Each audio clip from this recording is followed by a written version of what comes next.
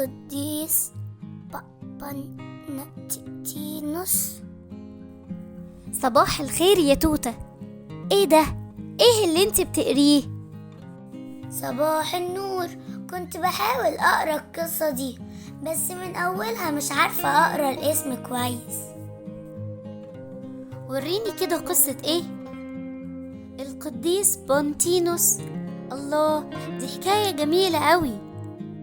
طيب احكيها لي. حكايتنا تبدأ بعد ميلاد ربنا يسوع بأكتر من 100 سنة. اتولد القديس بونتينوس وكبر واتعلم ودرس كتير في الكتاب المقدس وعلوم الكنيسة.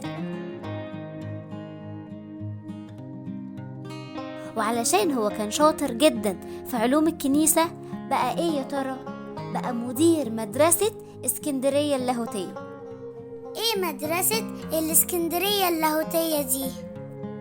مدرسة اسكندرية اللاهوتية دي يا توتة كانت مدرسة بيدرسوا فيها علوم الكنيسة، وبيجيلها ناس من بلاد كتير خالص، وكانت مكان لنشر الإيمان والدفاع عن العقيدة. وعايزة أقولك كمان إن أول ما القديس بونتينوس بقى هو مدير مدرسة اسكندرية اللاهوتية، شعب اسكندرية فرح قوي علشان هما بيحبوا القديس ده قوي وبيعتبروه معلمهم ومرشدهم. وعلشان القديس بونتينوس عنده معرفة كبيرة بالإيمان المسيحي، وكمان كان بيحب الكتاب المقدس قوي ودراسته، علم ناس كتير في مدرسة اسكندرية اللاهوتية. مش بس في المدرسة، ده كمان علم ناس في بلاد تانية كتير. يا ترى علم الناس في بلاد كتير ازاي؟ مش هو كان في الاسكندرية؟ هقولك يا توتة، في مرة كان في تجار من الهند، والهند دي بلد بره مصر. التجار دول كانوا موجودين في مصر وسمعوا تعاليم القديس بونتينوس واستفادوا منها قوي، وكمان من معرفته للإيمان المسيحي.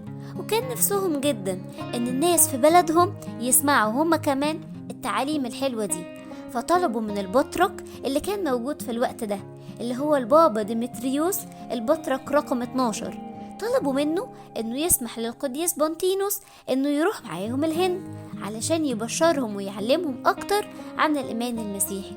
وفعلا وافق سيدنا البابا، وراح القديس بونتينوس معاهم الهند وهو فرحان.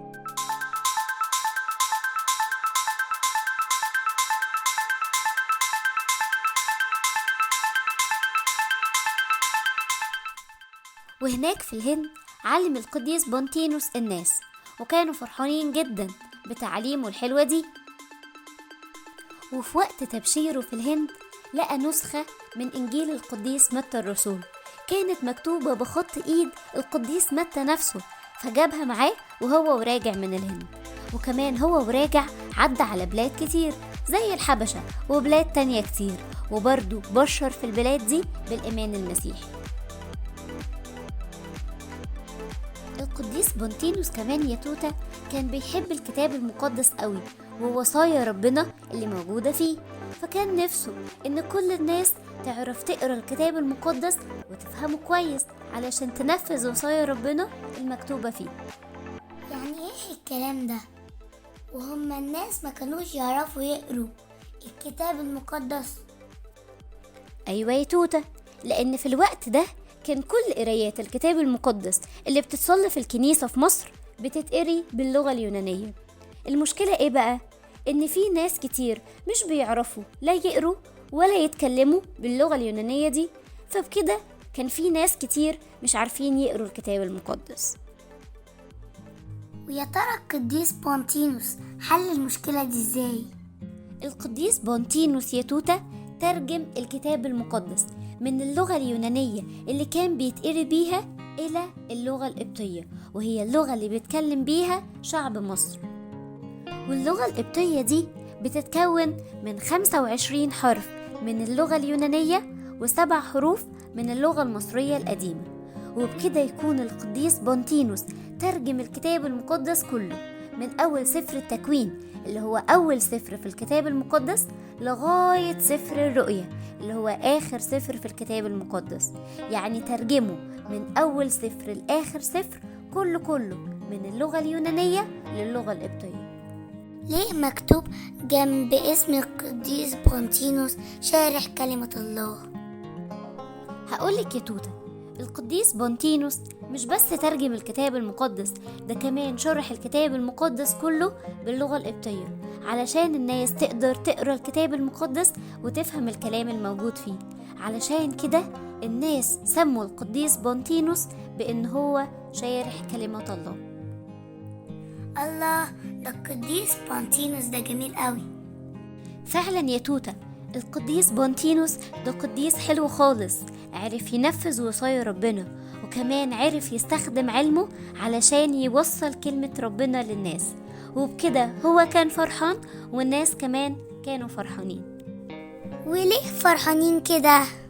القديس بونتينوس كان فرحان علشان كان بينفذ وصايا ربنا ويكلم الناس عن ربنا الحلو، والناس كانوا فرحانين لأنهم عرفوا يقروا الكتاب المقدس وقدروا يفهموا كلام ربنا ووصاياه الموجودة في الكتاب المقدس، وبكده عرفوا ينفذوها، فكانوا هما كمان فرحانين. لأن اللي بينفذ وصايا ربنا بيكون فرحان، زي الآية اللي بتقول وصايا الرب مستقيمة تفرح القلب، مزمور 19 آية 8.